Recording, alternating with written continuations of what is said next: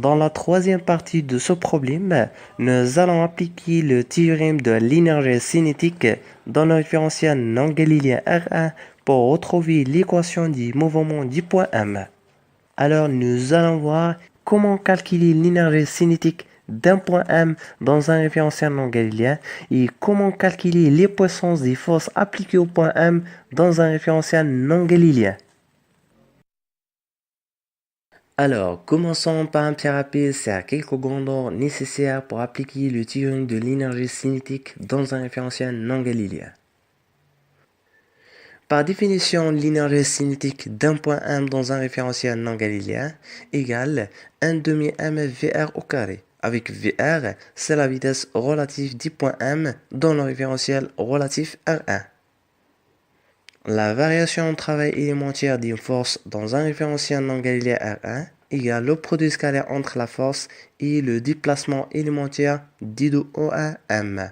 Nous remplaçons d de O1m par Vr d de t, nous obtenons l'expression suivante pour le travail. La variation élémentaire de travail d'une force dans un référentiel non galiléen R1 égale la force multipliée scalairement par Vr d de t. Si on divise la variation élémentaire de travail par une unité de temps, nous obtenons la puissance. Et par définition, la puissance d'une force dans un référentiel non galiléen R1 égale le produit scalaire entre la force et la vitesse relative du point M dans un référentiel non galiléen R1. Le théorème de l'énergie cinétique dans un référentiel non galiléen R1 est énoncé sous cette forme. Nous avons la variation de l'énergie cinétique d'un point M dans un référentiel R1 entre deux instants T1 et T2 égale la variation élémentaire des travaux des forces appliquées au point M dans le référentiel R1. Dans la première question de cette partie, nous voudrions calculer l'énergie cinétique du point M dans le référentiel R1. D'après la définition, l'énergie cinétique d'un point M dans un référentiel R1 égale 1 demi m Vr au carré. Nous remplaçons la vitesse relative du point M dans le référentiel R1 par son expression qu'on a établie dans la partie cinématique. Nous obtenons finalement EC égale 1 demi m R point au carré. Dans la deuxième question de cette partie, nous voudrions calculer les puissances des forces appliquées au point M dans le référentiel R1.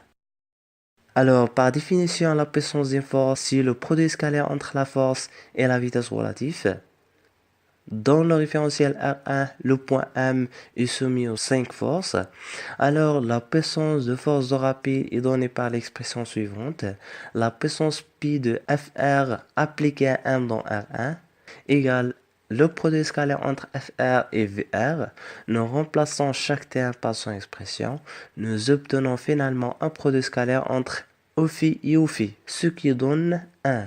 Alors nous obtenons la puissance de force de rappel sous cette forme. Pi de Fr sur M dans R1 égale moins R.K facteur R moins 1, 0. Pour la puissance de force de pesanteur P de P sur M dans R1, nous avons le produit scalaire entre P et Vr égale 0 puisque la force de pesanteur est dirigée suivant l'axe moins K et la vitesse du point M est dirigée selon le vecteur unitaire Phi. Alors le produit scalaire entre K et Phi donne 0 puisque le vecteur unitaire K et Phi sont perpendiculaires entre eux. Alors nous obtenons la force de pesanteur est nulle. La puissance de la réaction R est donnée par l'expression suivante. C'est le produit scalaire entre la réaction et la vitesse relative du point M.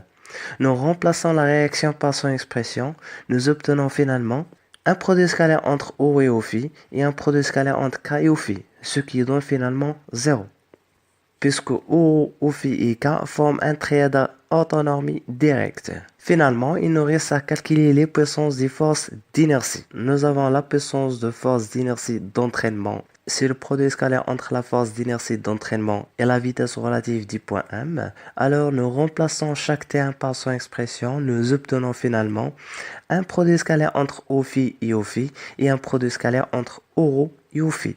Le produit scalaire entre ORO et OPhi donne 0 et le produit scalaire entre OPhi et OPhi donne 1. Nous obtenons finalement l'expression suivante pour la puissance de force d'inertie d'entraînement. Pi de FIE sur 1 dans R1 égale moins M R point facteur 2V0 oméga moins R oméga au carré.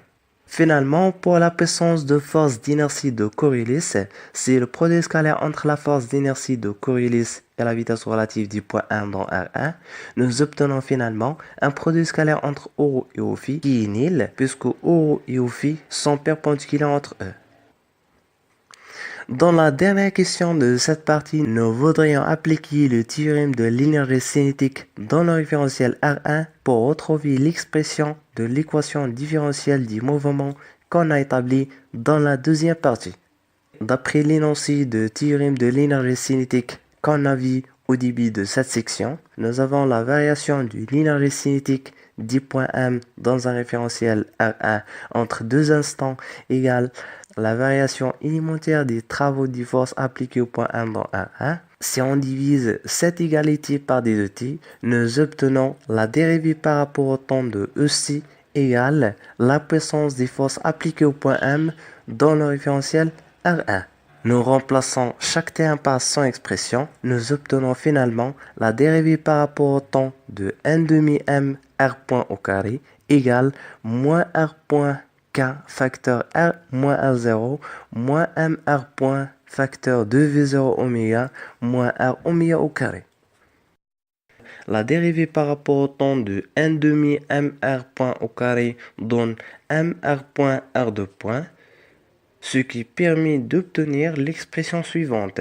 Si on divise cette expression par mr point, nous obtenons finalement l'expression suivante. R2 point plus k sur 1 facteur r moins r0 plus 2v0 oméga moins r oméga au carré égale 0. Donc, c'est l'équation qu'on vient de retrouver à partir du théorème de l'énergie cinétique. Nous obtenons finalement l'équation différentielle qu'on a démontrée à partir des principes fondamentaux de la dynamique. R2 point plus R facteur K sur 1 moins oméga au carré plus 2V0 oméga moins KR0 sur 1 égale 0. Je vous remercie pour votre attention et à la prochaine vidéo pour finir la correction de cet examen.